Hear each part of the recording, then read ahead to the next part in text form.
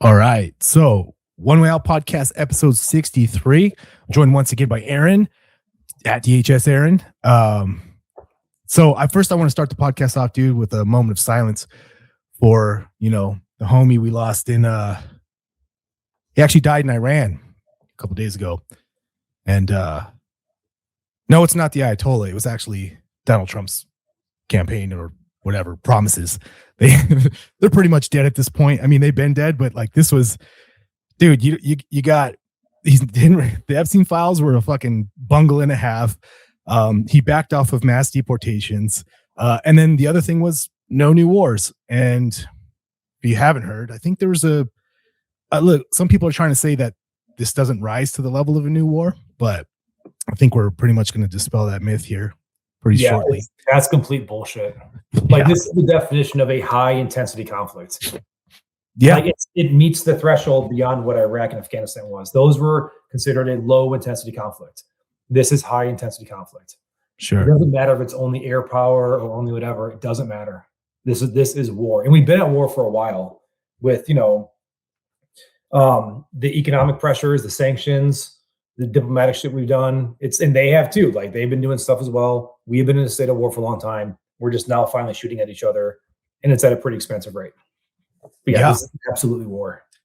So I think maybe, do you think that the hope here was that this was going to be, I mean, first off, what do you think they thought was going to happen? And then we'll talk about what actually happened. Okay. So, and this is where like, I'm trying to get it, by the way, I'll be scrolling Telegram right now because it is nighttime over there. Or it's actually, I guess. I'll be on Blue Sky. Like Blue Sky. Or Threads. I'm watching this one now, and there's a lot of missiles falling down right now onto, I don't know where in Israel, but it's in Israel. And shit. I'll just forward this really quick and you can see it yourself. Oh man, that's terrible. But terrible. The biggest thing to me is it stood out to me of when I forgot when the president said it, but he said he didn't say it. It was leaked from officials, which I'm not gonna lie to you, I buy it.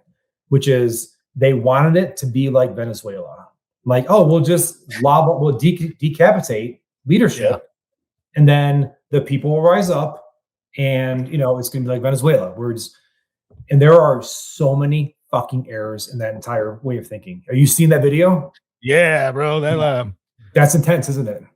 I mean, did they just fucking? Is the Iron Dome out of batteries or what? So that was the statement is that they're out of interceptors. Oh, so shit! Iran has changed course of action, by the way. So there's a few things here. So number one, okay. First off, Iran and Venezuela are like miles apart, different. And we can get into this. We won't have to, but the terrain's different, the size is different, the culture is different. There's natural ideology driven by nationalism that's different. Yeah. Venezuela is barely even nationalistic as it is. Like there are so many factors as to why it's different. Iran's been at war for fucking however long, right? With us. Israel today said, we've been trying to do this for like 47 years. I'm only 43. So it's like, this contest is older than I am. So it gets a little thing where it's like, if that's what they actually thought, that's actually worrisome because who didn't say this is a bad idea? We talked about this kind of last time. There's still a system in place. Like you can martyr Khomeini, which they think that he was martyred. And to be fair, he kind of was. Sure. Not that I believe in their martyrdom, but sure, they do. Their beliefs and their cause. So he qualifies as one of their martyrs. And it's just crazy though, because it's like, guys, like if you actually look at their order of battle, if you look at their doctrine, like they're designed to be semi-autonomous. They're designed to be this way. Like you're not going to do this. And I just don't know who was in the rooms explaining them, briefing them, explaining these processes. And Marco Rubio, Pete Hegseth, I'm imagining. I don't think so. Because it's like, I mean, I know it's not Pete Hegseth. He doesn't have the capacity for it. Sure. Marco, I doubt it because he was a senator. He's smart. Like he's been getting briefings forever. He knows a lot of shit. Don't get me wrong. Well, I've heard they're hitting Cuba with some shit too, right? Have you seen any reports on that? I know that they said now it's on the docket. It's on the docket. Yeah, it's on the docket, right? Okay. Yeah. Which is that is probably Rubio's doing. So like, I understand that one. Like that actually does have interest into America. It's in our sphere. Yeah. Yeah. It's like that's actually it's strategically, it's like a fucking amazing spot for us. Sure. Venezuela, I understand that one. Greenland and Iceland. No, sorry, not Iceland. Greenland. I was like, hey, hold on. Sorry, My guys. cousins. I've been there before. But no, for Greenland, I understand that one. There is a logical argument for that one. Absolutely. Mhm. There is nothing for Iran. There is just no interest for us to do these things. Okay, so what do you think about maybe? Okay, so the argument of their oil, like the Strait of Hormuz, maybe they have control over that. I mean, tactically, because like, what is it? Fucking everything that would result in the downfall of Iran would benefit Israel only, because Iran is the only serious nation or country, I would say, and nation that still has an ability to oppose Iran or Israel within the region. Now, when you say still has, what happened to the other ones? Well, Iraq got invaded. Syria got purposely invaded, falling apart. They bombed Lebanon. They've corrupted out Egypt and Saudi Arabia. Libya, we overthrew. Sudan, we whoever else did it, caused a civil war. And yeah, that's everybody. Then of course there is Yemen, which is more. That's more of like a nuance for that's the different issue. But regardless, it's like that is the area, right? Yeah. And so if Iran falls, this does give Israel. Nick Fuentes says it best. They will be the only hegemonic power in the region, and it's like that's a lot of trade. That's now a lot of shipping lanes and control over a lot of stuff. Yeah, and they're the only nuclear power then. They'll be the kind of with the middleman between us and the East, like Russia, China, and that kind of stuff for the oil coming through there. Well, anything coming through there, really.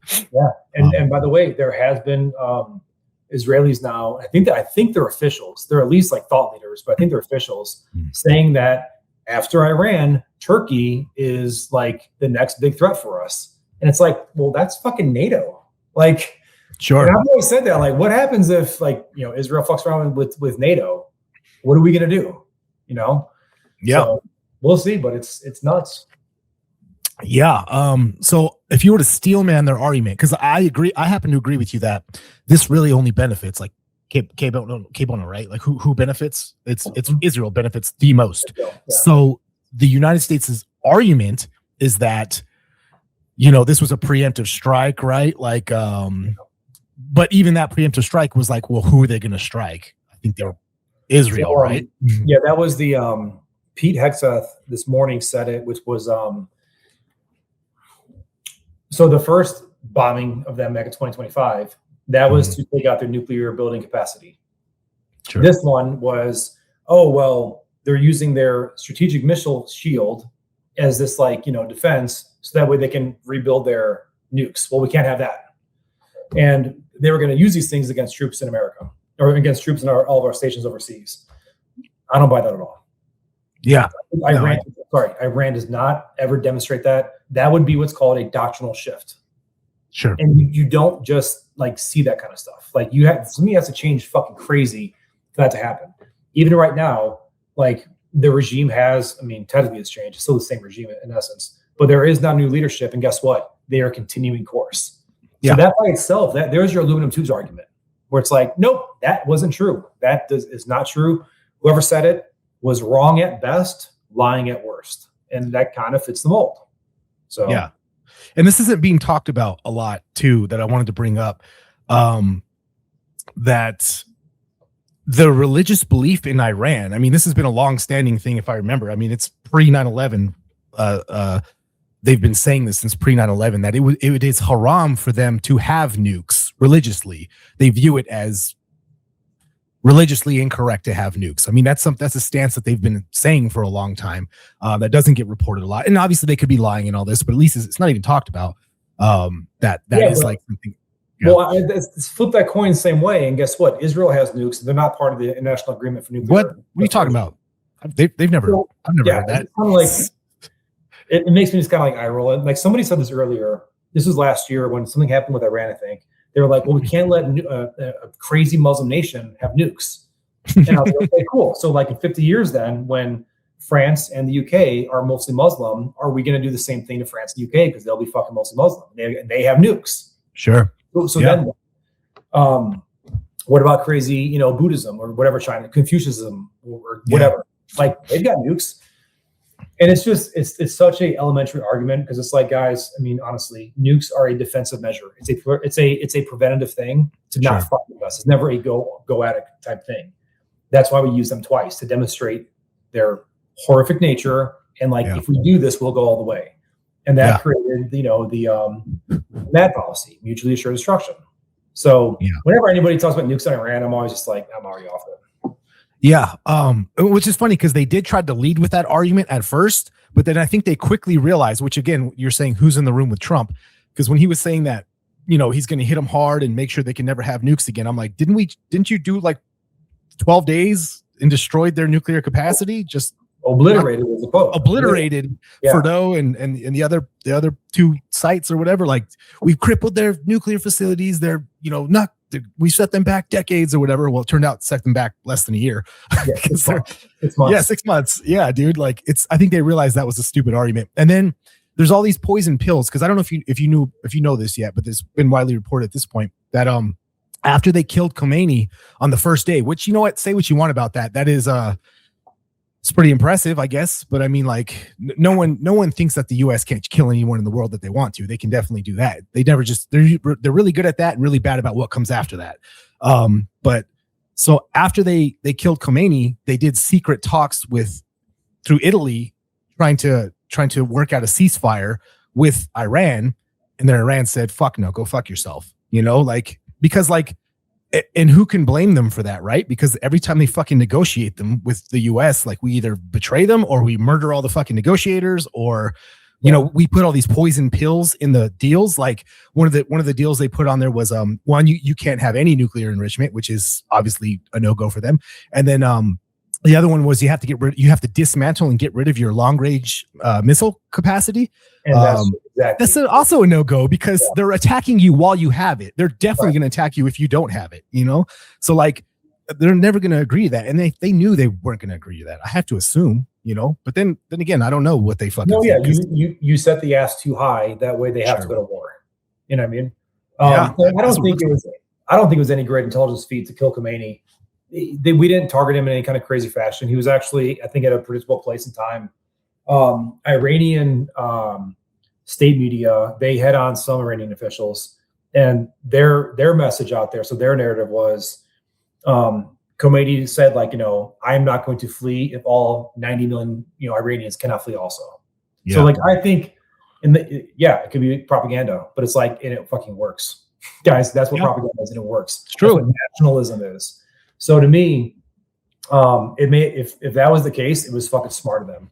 Like, okay, you know what, guys, let's red pill my nation, like to get to our level of hardliners. Look at what they're going to do to us. They're going to negotiate again for 10 days and then still go to war with us, and they're going to fucking kill me. And they actually did it. It's like, you can't, when it comes to propaganda, when it comes to getting your people to like, you know what, we're in it for the long haul. That's a way to do it. And they did. And for people who don't understand, I mean, maybe you know more about this than I do, but the Ayatollah is like, it's almost like a pope. It's a very high-ranking religious official in the Shia religion, right? So like, he's a spiritual leader. I have no idea ranking, but yeah, I'm assuming it's the highest. Like I think that's what I've read. But so you basically killed the highest human representation of their this whole religion, and you think that like that's he has no supporters. You know what I mean? Like, because I think the other thing that we haven't talked about yet is Trump kind of alluded to, like, they thought that they were going to kill Khomeini and then bomb the shit out of the IRGC, and then somehow the people were going to lead a color revolution or some kind of revolt. Yeah, that's called a good idea, Ferry. If that's the case, because it's like the IRGC is huge, right? And it's a big country, and then you still have other security apparatuses. You still have it's just like it's never going to work. But on top of that, apparently, I don't know if there's us or Israel, we bombed like the police barracks in Tehran. And it's like, guys, it doesn't matter what you say enough propaganda. Like, people who are living there can see what you're doing. It's like, oh, okay, we want you guys to rise up and we're going to take out your fucking cops. Well, what do you think about, like, hey, we're going to take out your leadership. And then all of a sudden they're killing fucking police chiefs. It's like, whoa, wait a minute. They weren't in charge. Like, what's going on here? They actually keep us safe. And not to mention that school that was hit where, I don't know, it was upwards of 80 kids were killed, like on fucking day one. On day one, dude. And at the same time, they're talking about how they have these intensely precise weapons. You know what I mean? They can hit whatever they want. They could kill, send a missile through a room, a building in a room, and just kill one dude if they need to. So maybe it was Iran that I've heard reports. At least this is the narrative that's being spun by the MAGA, whatever you want to call it. Is that was a missile launched from Iran, and maybe it was like a failed launch or something, and it hit a school or something. I mean, but there's technical analysis can determine that very quickly. If that's the case, the U.S. could just declassify everything. Actually, here's what happened. Yeah, show us what happened, because right now, I mean, our greatest ally over there has a history of fucking leveling schools with kids inside them. So I mean, it's not that far of a stretch to think that they did that shit. Yeah. Or maybe the U.S. did it. And if it was on accident, I mean, fuck, dude, that's a pretty big fuck up. Like you said, day one, especially when you're trying to win hearts and minds, because yeah, dude, I mean, there's just been so many fuck ups on this. I just do not see that strategy that they hoped for of the people rising up. I think that whole strategy was more for us. I don't think they care about the Iranian regime. I think they want it to fall as opposed to replace it with anything better. You think, I mean, because again, look at what's happened throughout the Middle East. You think they care about the refugees that go all throughout Europe and America? I don't give a fuck about that. That's true. It's better for them, actually, because now, the entire West is worried about that, and they can't. Anyways, have you seen what's going on in Bahrain, though? In Bahrain? Yeah. So, I mean, we had servicemen killed, I mean, with these drones. This was critical. So I watched a brief analysis on this from this guy. He's been covering Ukraine-Russia war for a long time. His name is History something. I'll text you later on, but he gave a good analysis right in the beginning of the war. He said, okay, Iran's got three courses of option. One, they could launch it like crazy, like round one into Israel, and not cause much effect because Jordan's got all their stuff. We have all our THAAD systems. They've got their Iron Dome. Iron Dome is not meant for these things, but still, they have a lot of anti-air artillery, I guess we're gonna call it that can prevent these missiles. Cool. Or they could target our ships, our installations, and it's that's kind of harder because we're kind of set up pretty well too. More of a finite supply of things, but still, it's possible. Or number three is hit up the Arab nations that are huge support roles. And they're hitting up Bahrain really hard right now. So what this crazy part though is there's some shit going on in Bahrain right now. So there is a Shia population out there. I'm only kind of seeing it sporadically right now as I scroll through Telegram. But I've got fucking 30 channels probably at all times. Yeah. But it's you're starting to see a lot of social pressure now with Bahrain. And it's that's a very small area. If the people are we're done, they could force those ports to be closed to U.S. ships. Yeah. Those U.S. ships then, they can go up to Basra into Iraq or go through the Strait of Hormuz, which is closed right now, to get out here and continue everything else. Now, does Iran have actual functional control of the Strait of Hormuz? Because I've seen they've shut it down. Well, here's the thing, dude. They'll have sea-based things, which we can fuck up. There's a lot of mines, and you're not getting out of that easily. And they've got a lot of land-based naval and drones. Yeah. And a shitload of drones. Yeah. And so it's honestly, man, it's that was a bad strategy, I think. If that was the case, how'd you guys not see them targeting your Arab state support network? They apparently, and I just saw it a minute ago, but an hour ago, they hit the diplomatic headquarters in Riyadh at our They hit it again with two more strikes about 20 minutes ago. So where are the Saudis on this? What side are they falling on? They're fuck Iran. They're on. Okay. They're Sunnis, so yeah, but not the Eastern Province. Well, yeah. But yeah, they're more of okay, bitch, what's up? But it's they're not at that level. They're just not at that level. Sure. It's kind of asking any other state out there to be able to hold up to it. It's guys, you're a house for us. You know what I mean? Yeah. And to be fair, it's and this doesn't look good. When we send our THAAD systems to support Israel and ourselves and other detection systems to disrupt and destroy, and yet we're letting Bahrain get fucked up. We're letting Dubai or UAE get fucked up. We're letting Riyadh get fucked up. That doesn't look very good. It's like, no, why you guys are like, you're depleting your stocks for like, Haifa and Israel. Yeah. Why aren't you doing it for us? Like, and that's not diplomatic level, but that's more of like people level. Any like mid-manager below in their government, how they don't see that, it's, I don't know, crazy to me. Well, and that's the other thing. Those countries are all about to suffer a pretty big economic hit as well if the Strait of Hormuz is actually functionally closed, because I think it's 20% of all oil, and then that's like but that mostly goes to like South Korea and Japan. Okay. Yeah, and China. And China. Oh, and India as well. Yeah, but right now, dude, gas. I think it was some kind of gas because Qatar shut down their LNG. Yeah, well, they hit a Saudi thing, right? It was one of their biggest refineries, or maybe it wasn't Saudi. They processed like 550,000 or 1,000 barrels a day. It was a massive operation. Yeah. It might have been in Qatar.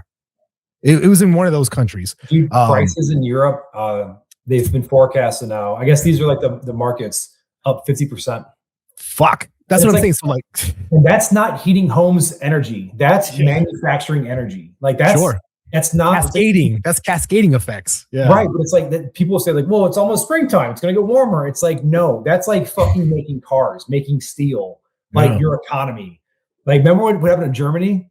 Like, now it's go back down again. Now it's going to be all of Europe up. It's just like, it's going to be huge. Well, if they fuck with China's imports of oil, that's going to reverberate for everyone. I mean, everybody. That's what I'm saying. Like, there's not only are those like you laid out, like they're not really protecting these people that are allegedly on our side over there to any effective degree. Now they're also not protecting them economically, unless they can get the Strait of Hormuz opened up, which I think Donald Trump, they initially said this was going to be a 4-day operation. I'm going to predict that's going to go beyond 4 days. On day one or day 2, they said, actually, it's probably more like 3 to 4 weeks. And then they come out and said, it's always been 3 to 4 weeks. It's just like, I don't know, man. The gaslighting is crazy. Yeah. So why'd you bail off Twitter, dude? You just tired of seeing everyone agreeing with it? Hate Twitter, dude. I hate it. And I haven't locked my account. It's trust the plan, people. Yeah. There's some great people on there, don't get me wrong, but they're on Telegram too. So it's like, I'm not losing anything that way. And then you guys still send me tweets. So it's like, I can still open them up. Yeah. But, it's just slop. It's the worst echo chamber. It's the least amount of whatever. I saw an analysis somebody did about social media, and basically it's like, Facebook's still the king, Instagram's number 2, TikTok's number 3. Like, Twitter's not even on there. It's like, really? I'm like, why am I on there then? Like, I fucking hate this place anyways. But so I was just like, you know what? I'm just going to delete my account, and I'll keep it active. I'll log in after like 25 days and then delete it again and just keep doing that in perpetuity. But the more I see it, it's just like you can smell through, like, oh, breaking news, and it's just like completely paid messaging, and it's just like, honestly, people can't do that. I'm done. Can't do it. I mean, I understand it. I get it. I totally get it. Okay, so they're saying 3 to 4 weeks or three weeks now. I just don't. We're already running out of fucking deterrence to stop these things. And now here's another part too. So I think it was Ryan Dawson, or somebody on the ANC channel. Apparently, a lot of their missile capabilities and like fucking actual numbers of missiles, the ones in the east, untouched. They've not been bombed. They haven't used them, so there's still a big stockpile that's available.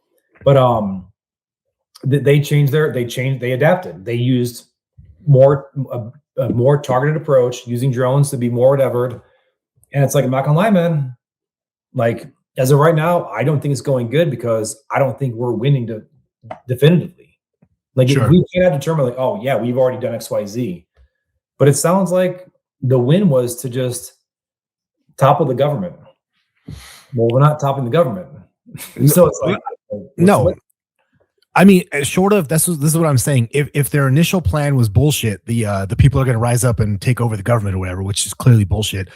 The killing the Ayatollah did not topple the government in any meaningful way. All the same people, you have the same ministers of finance, same generals, same everybody still there.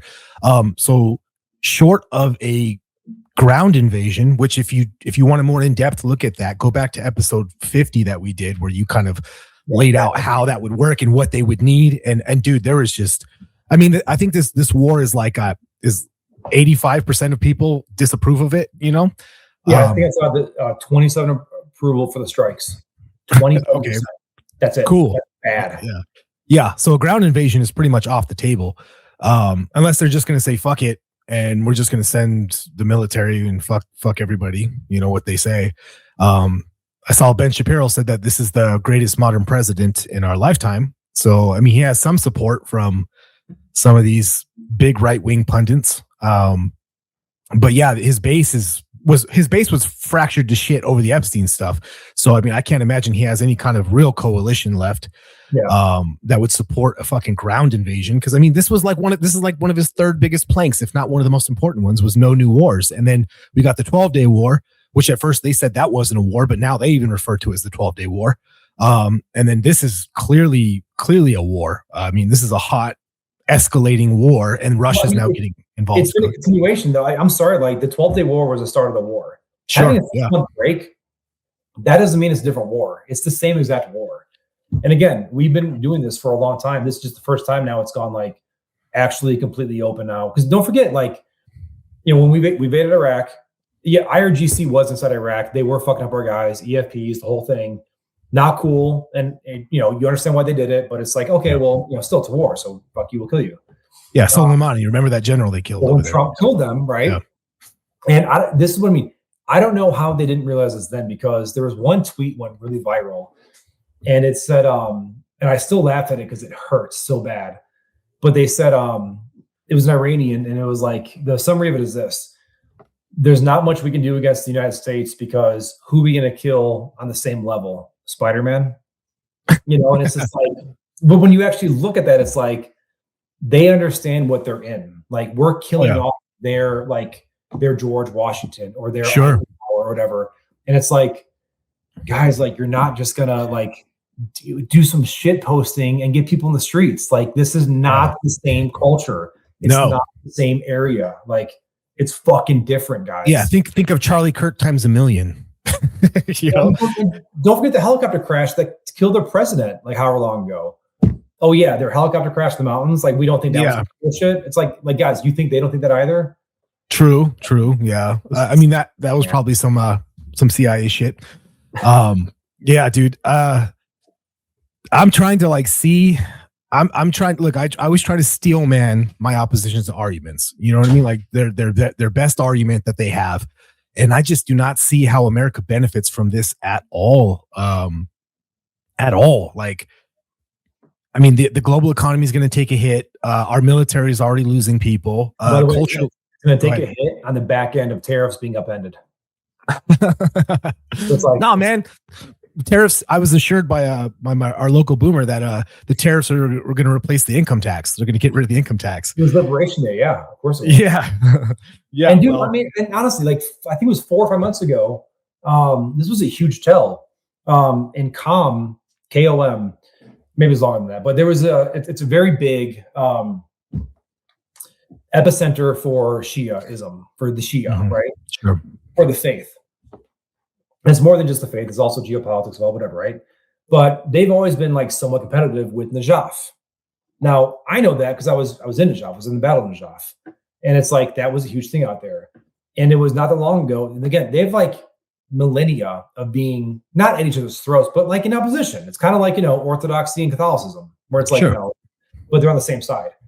So it'd be more of like, I don't know, Constantinople and like Alexandria. But anyways, long story short, they come out in Najaf came out in support with them and said, we'll always be aligned, whatever else. And I thought that was a huge thing. I'm like, damn, like we are aligning now on those lines right now of like true culture and everything else. And it's like, if they're going to do that in response to the bombings, it's like, guys, like we're not going to decapitation strike our way through this thing. No. Like, who the fuck saw this plan, is smart, and didn't speak up? Like, that to me is the problem. And now you're starting to see leaks. Wall Street Journal has one that just came out today. And U.S. officials and lawmakers with access to classified information said the Trump admin's assertions about threats from Iran are incomplete, unsubstantiated, and flat out wrong. Like, thanks for that. Could have used you last week. Sure. Well, Tulsi Gabbard was saying that in the early days of Trump's administration, was saying that, like, arguing against their claim about them pursuing a nuke or whatever, or, the Netanyahu claim that there's fucking 2 weeks away, from getting a nuke or whatever. And Tulsi came out and said that is just not accurate. And then I don't know where the fuck she's at now. I have no idea. Falling in line, I guess. South Korean media is now reporting that the United States might be moving our THAAD systems and Patriots out of Korea and Japan into Middle East. Okay. Like, that is such fucking short-term ideology, such short-term thinking. That's being yanked by your fucking collar. Like, hey, get over here now. Yeah. Bad idea. And it's I hope that's bullshit. Is that showing a level of desperation then, on their part? It looks to me like we're not in charge. It looks to me like we're not in control. Well, if we're not, then who is? Is solely going to benefit Israel. You cannot tell me anything otherwise. Like, you're just going where the evidence leads, dude. Like that. A fucking Islamic group in Iraq possibly bombed a hotel that was housing soldiers. Well, did you see all the embassies were getting attacked too? And like Karachi was one. I mean, they're storming embassies. Oh no, I did see that. You're right. Yeah. So this is all these, and the Marines are just fucking having a field day, I'm sure. But I mean, like, if we lose one of those, that's going to be a whole different fucking look past 2 days, right? Yeah, we didn't lose the embassy. We killed 9 people. Next week, those 9 people are still fucking dead. Sure. Like, all their friends got a little bit more hard. Oh yeah. So it's just like, yeah. So when they killed Khomeini, apparently they killed his granddaughter too. A little 3-year-old. So I mean, like, every bomb we drop, dude. I mean, radicalizes a blowback, right? It's the CIA blowback term. Apparently, the bridge which connects Saudi Arabia and Bahrain got hit moments ago. Like, this is what I mean. It's just like, yeah, this is escalating. This is clear as. But it's like I'm sorry, this strategy didn't fucking work. No. So what do you think about this? Maybe Trump can just be like, hey, we successfully removed the threat because he can claim they killed Khomeini or whatever, and then pull everybody out. No, fuck no, he won't. But I mean, like, I guess it is pointless to even talk about it. But I mean, like, I'm trying to think of like best case scenario here, like, because the way it's going looks like fucking worst case scenario. Like, I mean, obviously the worst case would be they're dumb enough to just order the fucking airborne in or whatever, or the Marines in, and that's just Iraq fucking 3.0. Best case scenario would be what won't happen, which is they say we're done. This is not our interest. We are leaving this shit show right now. But it's like Netanyahu leaks the Epstein files, the real Epstein files. Take it. Start shit. You know what? If that's the case, if that's the nature of the relationship, it's time to sever the relationship. You stand by yourself, then, guys. You're a big boy. You've got your Greater Israel project. Go for it yourselves. But it's hard for me to accept, though, that the whole fact of, and I can accept it. I'm not saying I can't, but it's like our foreign policy is not aligned with America First ideology.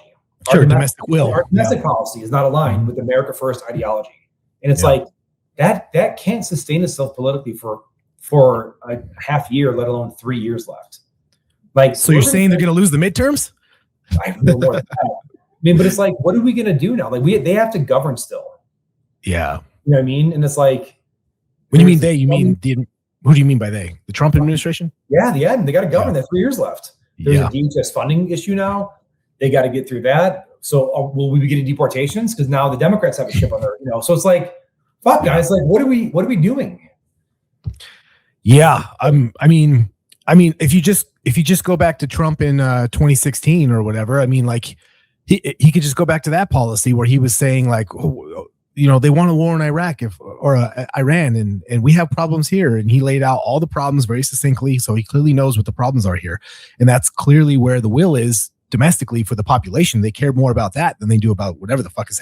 I mean, the only people that care about Iran right now is like fucking Israel, Trump, and then Lindsey Graham. Like, everyone else is like, fuck, man. This is.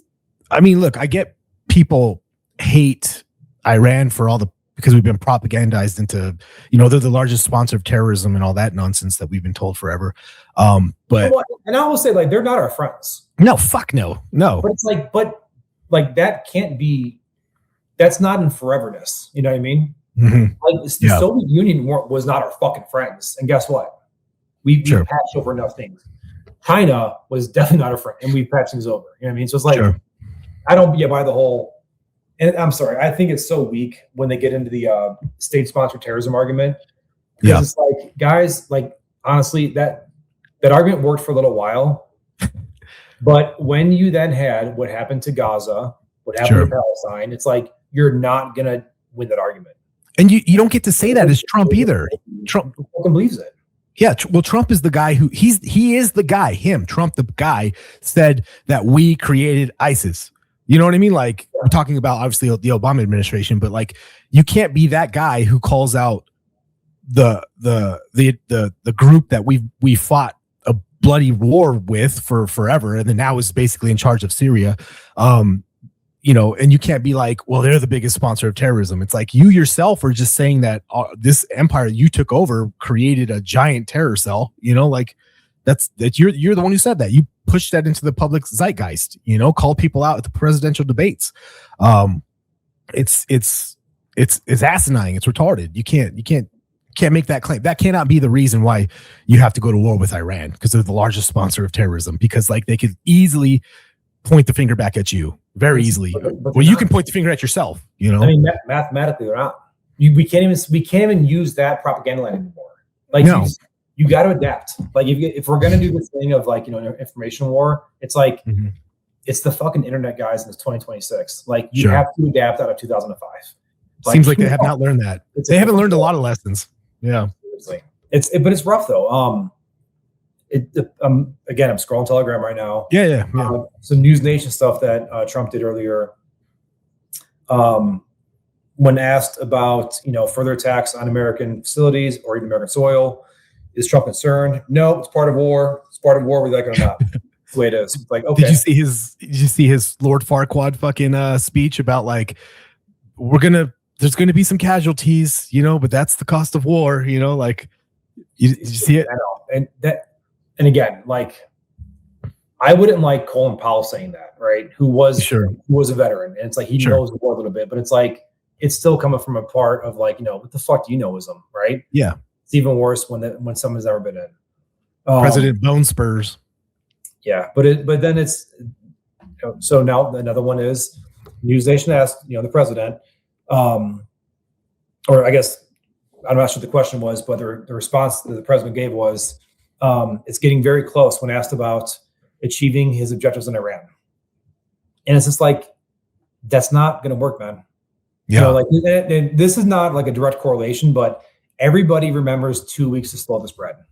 You know, like, everybody remembers bullshit, guys. Like, it's not going to work. Yeah. So make the argument now, because, all right, so people are saying that this is not a regime change war, right? So who's actually, is that just like the Twitter sphere of people that I hate, or is that like? Well, I mean, I know people in real life, but I mean, I don't know how widespread it is. The administration said it was a fucking regime change war.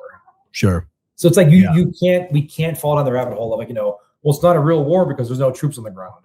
There's been no congressional declaration, blah blah blah. Yeah, you know. Okay. Yeah, and guess what? There was no, you know, a lot. Anyways, but it is a regime change war. That was the goal. And I still firmly believe, I don't think Israel's goal is to make a new government. I think their goal is to take one down. Destabilize it. They don't care what happens after. Yeah, exactly. And again, they probably want chaos. They want fracturing. They want a refugee crisis. All that shit. 100% they do. Sure. But their goal is not. I should have had it pulled up. I should have had the Nick Fuentes video, because he laid it out pretty succinctly about you know, this being part of the greater Israel plan here. You know, so I don't know if you saw the Mike Huckabee, our ambassador to Israel, his so bad his interview with Tucker Carlson, where he just straight up fucking said it out loud. It caused actually a really big problem amongst the Arab nations, because he basically said that they have a right to the greater Israel, like, because it's promised to them. I think they should, like, they can and they should, but it's like, that's what I mean by like these, again, like not being an American news consumer. Imagine you are even a somewhat knowledgeable person in these countries. 2 weeks ago, you heard the ambassador to Israel say that, and now you're seeing no THAAD support, no IDF support to counter all these things. And it's like, yeah, big picture. What's that telling you guys? Like, you live there. What's that fucking telling you? And it's like, yeah, it's telling me that there's more truth to what the ambassador said. Sure. If I was Egypt, Saudi, the UAE, Qatar, every Jordan, if I was these countries, I would be fuck, man, I would be doing as many clandestine war games about fucking fighting against Israel as I could right now, because that's clearly what is the goal here. I mean, at some point, Israel is going to take the West Bank for sure. Gaza's already leveled. Yeah. That's theirs now. So Egypt started doing that. Egypt's already like sending troops into the Sinai. Yeah. And also, they should. They're already looking at it. Sure. And then people aren't talking about this too, but Israel's really been fucking bombing the shit out of Lebanon. I mean, just fucking, they're saying they're going after Hezbollah, which is a proxy of Iran. But they're not going to stop with just Hezbollah. You know, like they're killing all kinds of different types of people, a lot of innocent people. This is that greater, if anyone is not familiar with the Greater Israel project or whatever, there's actually IDF patches that have it on their uniforms. This is, they got white papers about it. Yeah, for sure. I mean, this is a very well known, especially amongst the elite over in Israel, the ministers of finance, Ben-Gvir, all these dudes. They openly talk about it, the Greater Israel Project, and that is basically the Sinai Peninsula, parts of Saudi. What is it, from the Euphrates to the Gulf or whatever, to the sea or whatever, Euphrates to the sea. That's their little slogan. And it's basically the historical land that was promised to them in the Old Testament of the Bible, allegedly. That's everything they've done, is kind of including what's happening in Iran right now, destabilizing, getting rid of Iran. I mean, like you said in the beginning of the podcast, that's really the last power center that has any ability to stand up to the Israelis right now, in any meaningful way. And that's why they're trying to get them, when they're trying to get rid of these long range missiles, these missiles aren't able to hit Florida. You know what I mean? They're able to just fuck up Israel. That's what they're concerned Even about. If they could, it's not in their doctrine. No, it is not in their doctrine. They've openly said that. That's such a huge part, because we could see if it was. We would see them doing drills. We would see them moving things around. We would see all kinds of. They're buying more fuel. They're buying more radar repeaters, whatever, right? But it's like, it's not in their doctrine. And I've been seeing amongst the right wing pundits that are supporting this bullshit, they're going to say this about people like they are saying this about people like us, like, oh, you guys just love Iran or you support Iran, and that is not the case. I give two shits about the Iranian regime. I don't care about them at all. Like, I'm just being objective here, like trying to remove all emotion, and just seeing the evidence that's in front of me, you know, and listening to what these people are fucking saying, and what their goal is not in America's interest. It's in Israel's interest for sure, but it's not in America's interest. And if you look at the last 25 years of the terror wars, the GWAT, that was, dude, I don't know how much we spent in Iraq. It was like somewhere like $3 trillion or something, you know? There. All I know is it was up there. And that was just Iraq. And just Iraq. And then you still have Afghanistan. You have what we did in Yemen. You have Somalia. You've got Nigeria, Sudan, the toppling of Gaddafi in Libya. The 7 countries in 5 years plan, basically. And the only one left standing is Iran. So this all benefited Israel. It has not benefited the United States in any meaningful way. It hasn't made us safer. If anything, I think it's made us, open to more threats. Because every time we fucking kill a little 3-year-old girl standing next to Khomeini, or a building full of school children, dude, every single one of those kids had parents, and some of them had brothers and cousins and people, like, and I don't know, I just put myself in other people's shoes, and it's not hard for me to imagine if my children were killed, what I would do, and that's not I'm not advocating any terrorism or anything like that. I'm just objectively evaluating the situation, and like, to me, things might go awry, because again, like, the best laid plans of mice and men, right? Sure. Jordan, Saudi, they who knows if they change shit, if they feel pressure and they go like, you know what, fuck these international trade agreements, whatever else, let's go nationalize and let's take care of ourselves. Yeah. I'm not saying that on a grand scale, but it's like you just don't know what's going to happen. Like, they thought Iran, the people would rise up. Well, that didn't happen. No. Well, part of their thinking right now also is Egypt is going to stay Egypt right now. It's like that could change. Saudi, Sure. you know what I mean? That could change. Bahrain right now is already feeling the pressure. Who knows what happens with Qatar and with the UAE? So it's just like there really is a lot of shit at play. Yeah. That I think there was a lot of speculation on, right? Sure. Which is basically bad analysis, which is why I keep going back to this. In 02 to 03, this is not classified. Okay. I think it was 02 is when the aluminum tubes came out, that report, which was Yeah. they got aluminum tubes. That's how we know they got, whatever, right? That was an actual report though, written up by I won't say the intelligence agency. I used to work there, and it's actually been taken offline. So I remember when I got to this place, and I was meeting people. I was new there. I didn't know anything. I just got the Marine Corps. They were showing me like we have these programs and this. And I'm like learning the lay of the land, right? Yeah. And they were like, "Oh yeah, that guy's a fucking idiot, by the way." And I was like, "Who is that?" He's one of the program managers. He's like, "He's the guy that wrote the report for Lumen 2." Are you fucking serious? He's like, "Want to see it? We have it online. You want to see it?" I'm like, "Yeah." So we pull it up, and that was part of the joke every new guy goes through. It says, "Due to the whatever, the intelligence agency has taken this thing down." And I was just like, "Oh my gosh!" Like that was one of the big turning of the gears to get us into war. Sure. So it's like right now, when it comes to whoever's doing the war planning, it's like, people can look at a fucking map, right? Sure. And I know, I don't even know the Strait of Hormuz that much, but it's like I've done exercises on that, so I understand it's operational problems. I understand it's like your day-to-day logistics of oh, this makes shit hard. We have a problem. I understand that level, and it's like when you're looking at a map, and I learned this from a major who taught me this. We were looking at where Al Qaeda was in Iraq, and we were looking at whatever. And he literally goes hold on. He turns the map upside down, and we start looking at it from their angle basically. And I was like, they'll take this. He's like, exactly. And I was like, holy shit, because then you actually look at it from an angle, right? So if you just do a basic red team on this thing, look at where you are versus where they are, and change your perspective. You can't see. Hedging your bets on Bahrain or somewhere else is a kind of risky idea. Sure. Hey, let's put a lot of our assets there. Okay, cool. Well, what if these all get hit? Now we're kind of stuck unless we go to a fucking crazy naval war, which we could win, but still, we lose 100 sailers. That's gonna be bad for America. At what cost? Yeah.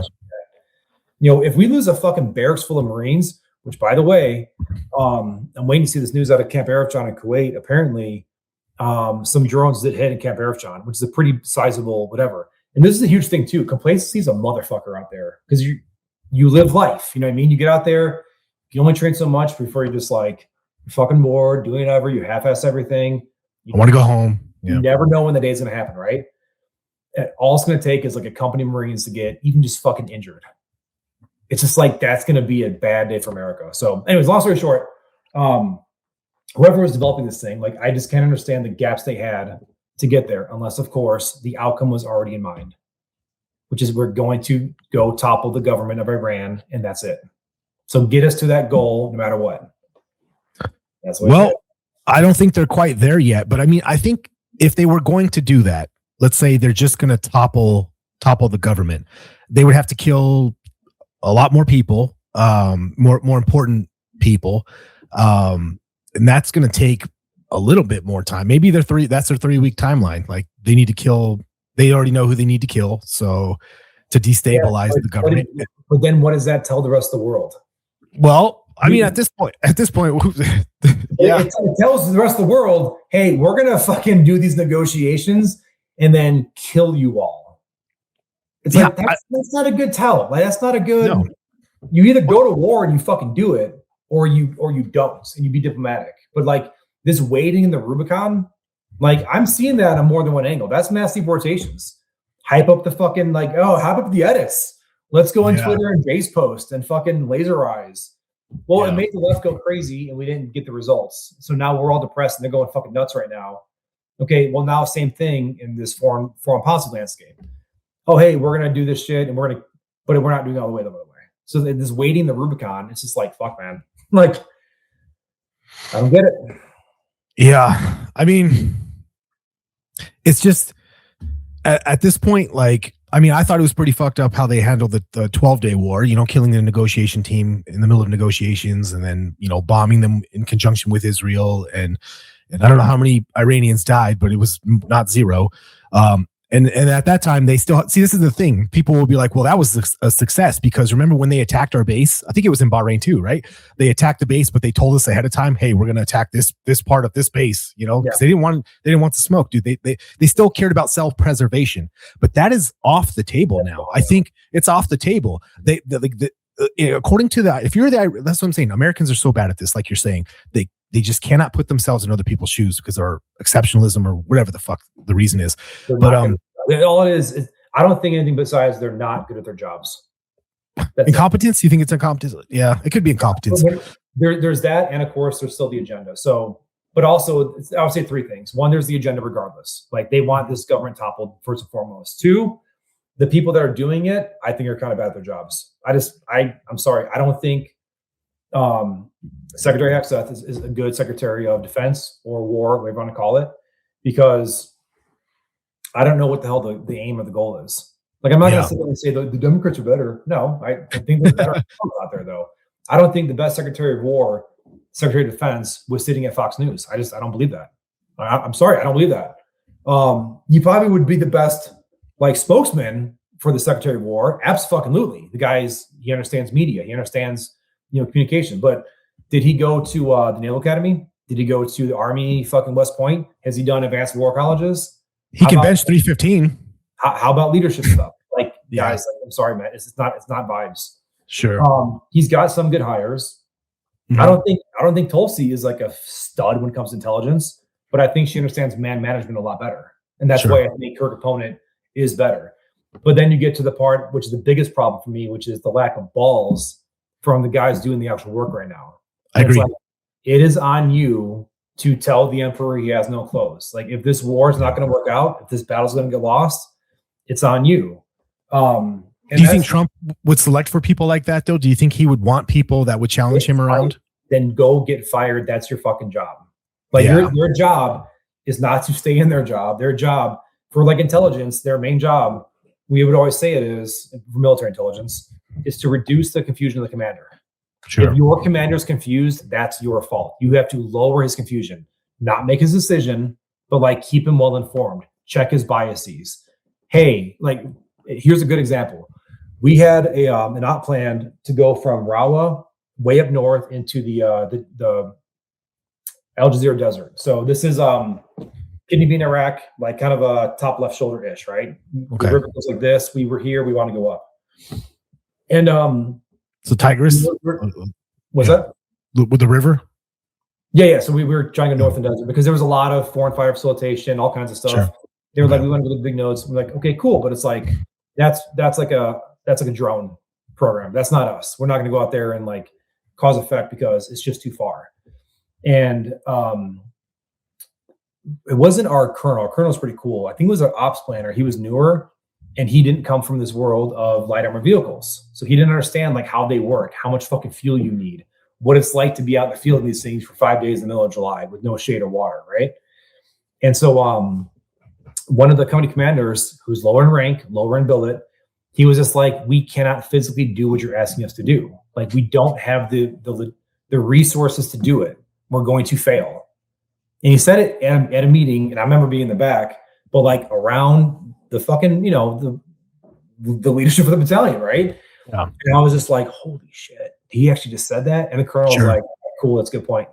No, I just think that Trump surrounds himself with yes men.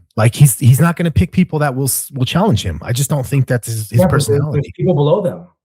That's true. I understand. I don't fucking blame the yes men. It's that's what you're there for. That's what you've chosen to be. I cannot blame you anymore. You know what I mean? Yeah. It's that's, is what it is. I can deal with that. So who's below you? Who's working for you? The military commanders, at least. Yeah. You know what I mean? It's you fucking pussies are my problem now because you're not doing what has to get done, which is good intelligence, good support, good whatever. Yeah. And it's that. So. Well, there should have been somebody in the room that said that this is what I'm starting to kind of agree with you, that I think maybe this is the plan. Them not having a plan is because this is so indefensible, like that their plan must have been to just fuck that place up and then bounce. Cause chaos. But it's like, if it doesn't work out, if chaos isn't caused, what's going to come next? Will it be boots on the ground? Will it be a land invasion? Well, if they're willing to spend 3 more weeks there, I mean that's a lot of people to kill. I mean, they'll kill a lot of people in 3 weeks. If it's just the 4 days or 3 days, they've killed a lot of people. Country, $1 million, man. That's true. Can come up, you know. But Mossad's been embedded in that country for a long time, so they know where everyone lives that they want to kill. I'm sure.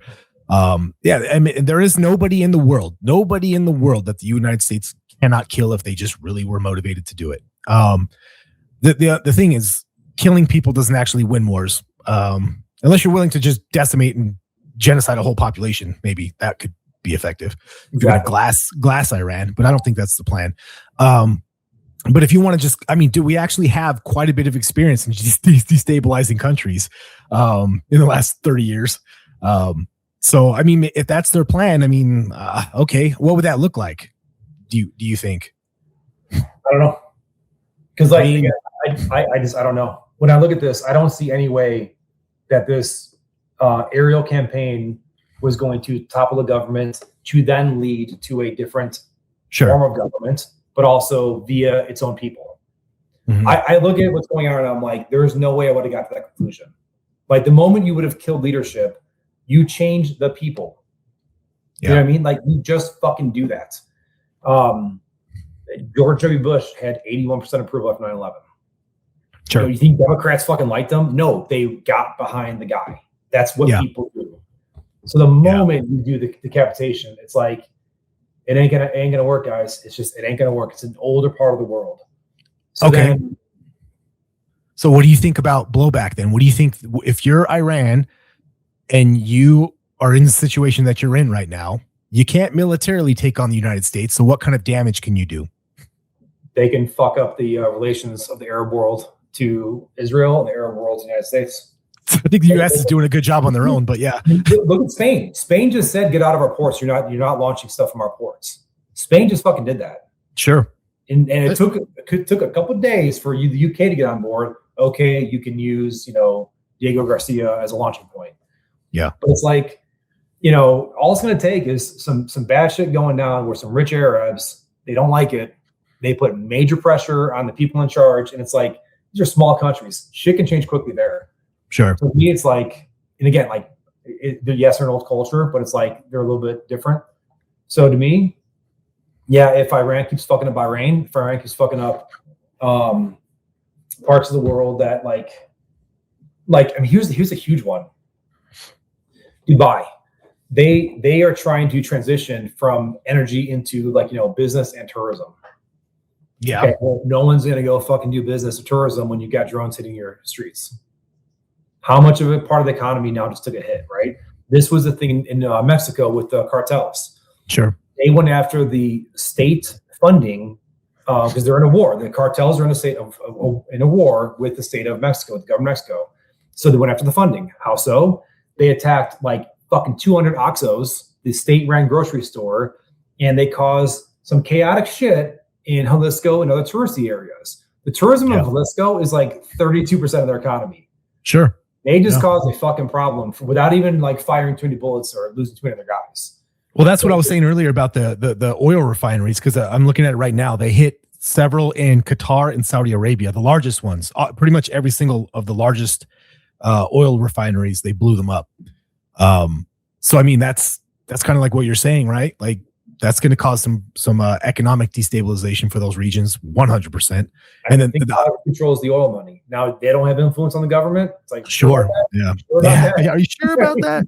Yeah. So I mean, because I'm looking at, I mean, all the boomer, MAGA wing people are like, well, there's nothing they can do to us. They're not a peer, military, but it's like military is not the only way that they can hurt you. You know what I mean? Like, I have to assume that the Iranians are not dumb people.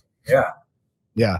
So, I mean, they have to have a plan in place as far as maybe cyber attacks. Maybe they've got terrorist cells because we had a fucking completely open border for, 3-4 years. I don't think the last thing I think Iran wants to do is to like suicide bomb America in America. Sure. Rally up the people. Us go like, okay, bitch, I would too. Like, okay, well, now you're fucking with us. Now we got to kill you. Well, now that makes me think they're going to false flag us then. which is my worry, by the way. One of my worries. But yeah, so what I mean by that is like, a homegrown, maybe a Mossad fucking operation, like where they just get fucking Arab Israelis to fucking. I mean, we've had a couple of terrorist attacks, right? The past couple of days. Like one was in Cincinnati. It was a Muslim guy.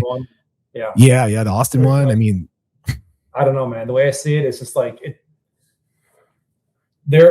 I'm not saying Iran's in a good position, but no, like they can still exist after this, which I think is going to be a win for them. You know what I mean? Sure. However, if they're forced to change, we're not going to like that. But I just, every time I look at the whole thing, I just see bad analysis. I honestly see, we used to call it big hand, little map, which means like, it's like, here's a map of like a continent, right? Like, oh, just dude, like we got to go invade them. Get the guys over there. So it's like big hand, little map. It's like, dude, that's a lot of fucking effort to do that. Just people. And I look at this thing and I'm just like, what were they thinking? Like, how did nobody say this is a bad idea?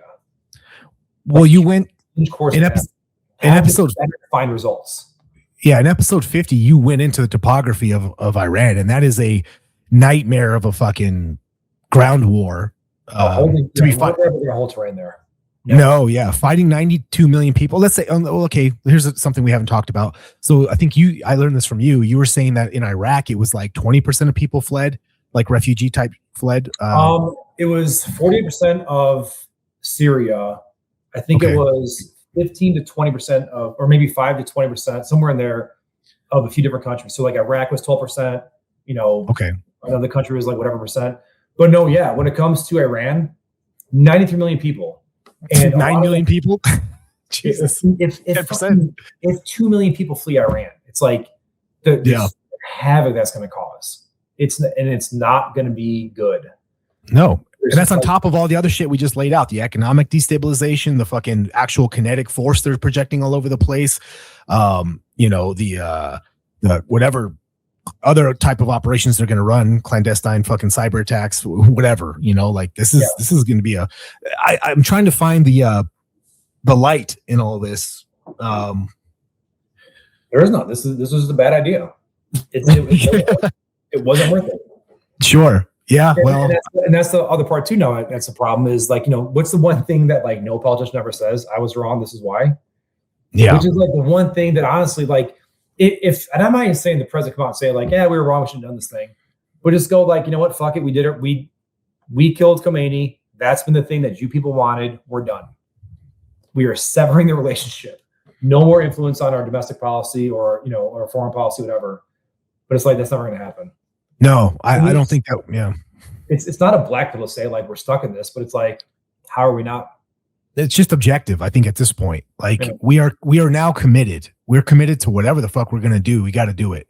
Yeah. I just wish I knew what the fuck they were gonna do because they've said like fucking 5 different things since this started a couple days ago. I think they're gonna react. Yeah, well, which is not good, by the way. If you're initiating a war, you don't want to react. Asserting. Yeah, you're on the back foot now. Your reaction is always slower than action. Any fighter will tell you that. So yeah, dude. I mean, fuck, man. Exactly. Like you're a fighter. Like, how much better? How much? If you start the fight, you want to be the one who's like dictating the fight, right? Okay, and then aggression, surprise. You gotta. We're losing the initiative here. The longer that we just bomb them, I guess. I mean, they're hitting targets probably right now as we're talking. Like they're throwing missiles at each other right now. That is not sustainable. And we're about to fucking fuck them up too. We're about to go hard because it's like you just said it right. Yeah. We're gonna fuck some shit now also, but it's like, okay, but they're depleting the defense systems where they can just do more drones to penetrate stuff and then do their hypersonics. Yeah, and then you're in their backyard. Yeah, it's just like if they keep hitting Bahrain, fucking they go after Dubai. It's like I think that's the way to do it. Kuwait. I'm sorry, man. I think they're going to cause a fracture in the Arab states and that coalition where we have a lot of our resources and our launch pads. And it's just like, it ain't going to work. I wonder what are the casualties, U.S. casualties so far? I've seen So I think it's now 6 killed, and I think it's like at least 15 wounded. But that's before any news about Arifjan, any Yeah. news about the American embassy in Riyadh, and any news about what happened in Arifjan's Kuwait, the hotel in Iraq, in Erbil, wherever it was. All 3 got hit in the past like hour or so. Yeah. So it's like, that is the other thing, because like you kind of touched on it a little bit about Najaf. There are shirts and skins over there, right? You have like the Muslims, there are Sunnis, there are Shias, and Shias are not just in Iraq. I mean, or they are in Iraq in a big way now, but I mean, like they're not just in Iran. I mean, there's Shia pockets all over the Middle East. Lebanon, I mean, some significant ones. Iraq, Lebanon, Saudi Arabia, yeah. Yeah, I mean, these people are watching. I don't know about Pakistan. I don't know those are Shia. And look what they just No did. idea. Yeah. So also this like anti-imperialism, anti-whateverism you want to call it. I don't know what it is. But it's like you'll get muzzies that are not hardline Shias or 12ers that are gonna like, oh, let's go fuck up the embassy. Yeah. Oh, let's go hate on our political power because they're not standing up. They're not even standing up against, hey, will you condemn America? No, then we are gonna be opposed to you. Yeah. Just problems will fucking come out of this thing. Yeah, like right now, the Catholics are very peaceful people, but like if you fucking drone strike the Pope, I mean, that's going to radicalize, random people all over the world there, especially if they know. I mean, it's pretty easy to point the finger at who the aggressor is here in this situation that we're in. I mean, I've been arguing with people all day online, so this is. I want to make this very clear. This is a war of choice. This did not have to happen. We were not attacked. According to the official narrative, this is they preemptively struck Iran. It's not like Iran amassed troops on the border, across the border. They responded. It wasn't anything like that. Going to hit U.S. installations. I don't buy that. No, I don't. No, there's zero. It's not that I don't buy it. There's just no evidence for it. Yeah. As a matter of fact, they were saying the opposite. And you can do this easily by showing a map of which way the missiles are pointed. Are they headed towards Jerusalem, or are they a few degrees off going towards Bahrain, whatever else? Sure. Yeah. Yeah, they were not. For a second. And now they are. And then I think a lot of people were under the false assumption that the U.S.'s air superiority there'd be no missiles that would get through. The THAAD systems would shoot everything down. The Iron Dome would be impenetrable. With the 12-day war, kind of showed us that. Like, who didn't see that? We didn't restock it. I still see people. Yeah, that's true. Yeah, I don't think people do that. But even then, okay, so let's say you restock it. Cool. Well, you've now just took a lot more people into this area, which means you've now introduced a lot more targets in this area. So if you've restocked it and gave more targets, you're still vulnerable. Yeah. It's like you have to overstock to protect these areas now. So yeah, again, Bahrain, fucking Riyadh, like Cyprus got fucking hit. Dude, Cyprus is in the Mediterranean. Like, they might be like, whoa, fuck this shit. Like, what do you leave us out of that? We're done with this. Look what Spain did. So it's just I wish we didn't do it. Yeah, I mean that's dumb, really good, but here we are. Sure, but here we are. I mean, all right. Well, I mean, fuck, dude. I was hoping that I'd feel better after talking about it, but now I'm just like thinking about it more. It's like this was clearly just a bad fucking thing to do. I guess we're just pay attention to what's going on, and I'm not going to believe shit. I mean, I'll send you all the tweets. I'm positive now on the domestic front. It's like, yeah, we're not going to get deportations. I'm pissed there. But it's like, okay, cool. And Nick Fuentes said this very well, I think. It was very eloquently the way he said it, which was, MAGA started as a rejection of the Iraq war and as the establishment, whatever, right? If they can't be like, the thing, if MAGA folded, clearly everything's going to fold to the powers that be, which means we need to change as well. Sure. It's like, how can you not see that? Like, and again, he argues a longer term thing, which is way more. Yeah, I think he's got a great perspective on it, smarter than mine. But it's like, things change. If things happen, people change. Who knows what kicks off what will happen when we get the right wing going hyper nationalized? That's going to happen. What kicks it off? I don't know. We'll see. But yeah, we didn't talk about the domestic piece of this at all. But it's like, but shit changes. People change. Sure. You know what I mean? It's like, I mean, you've got midterms coming up too. Just in the talk about the short term, we have the midterms coming up next year, or was this 2026? This year. This year. Yeah, we got the midterms coming, which in all likelihood they're going to lose in a big way, and maybe they should. I don't know. And then Trump's only got 3 years left, so I mean, like you said, he's going to have to govern for the rest of that 3 years with a fractured base, a coalition that flip fucking house. That's gone. Yeah, that's gone. Yeah, this is the thing. This base thing of sending ICE to all the fucking whatever is to take out the fraud. Doesn't happen. So it's like.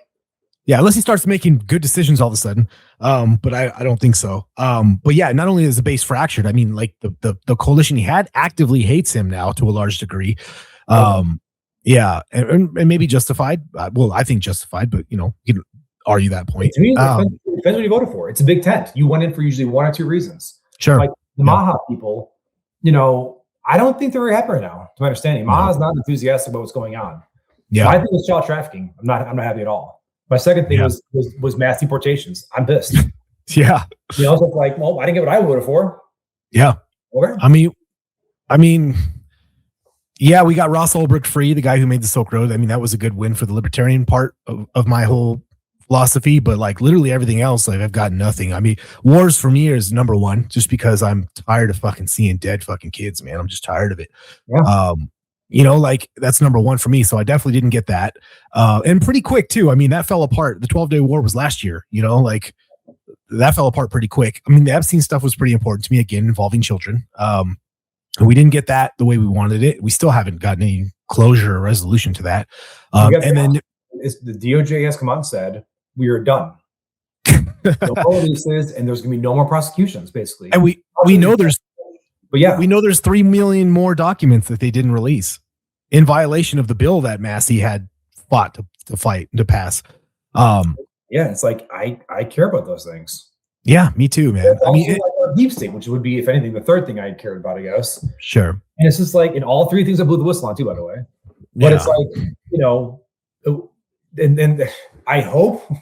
I do not want Democrats to win, right? Watch now. I'm very let the chips fall where they may, because I want to see change in our system. But if they were good at propaganda, which they are, they would make this a campaign ad, because you did see some initial propaganda being flooded in the American circus, which is like, Iranian youth are in the streets celebrating right now. Yeah. Like, okay, compare and contrast with the American youth. They're in the streets too. What are they doing? You've now got a bad perception problem. We care more about you people than you people. And no, that's not a winning strategy, right? Yeah, man. Fuck. All right. Well, yeah. All right. Well, cool. We're both black pilled. We're reality pilled. We're reality pilled. Yeah. No, I agree. I mean, and this is not something none of these things I want to happen. You know what I mean? I'm just literally following the evidence and just reacting to what is objectively happening in front of me. It's not like I want this to be true, any of it. All right, Aaron. Well, fuck, dude. Good kind of breakdown of at least where we're at right now. I think things will change by the time we wake up tomorrow, I'm sure. I'm scrolling Telegram right now. Oh, fuck, dude. Is there anything else you want to add, dude, before we wrap it up?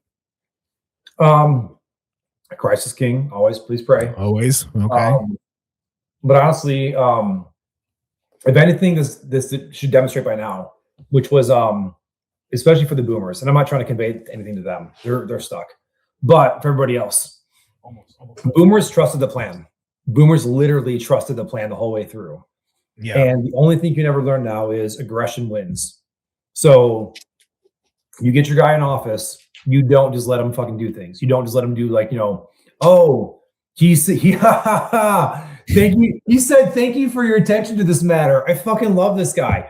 He's on the roof of the White House. The best to ever do it. Yeah. If that's who you are. You're not in politics. As much as you think you are, you're not. Like, sure. You are actually a pawn. So the only thing that wins in politics is aggression. Push your guy. Like, there's no such thing anymore as pivot to the center. Like, that's a dying ideology and understanding of politics. It's now a matter of, the base is going to win. Like, look at the Democratic candidates right now. Who's winning right now? Mamdani. Yeah. Right? You've got AOC looks kind of like centrist right now, right?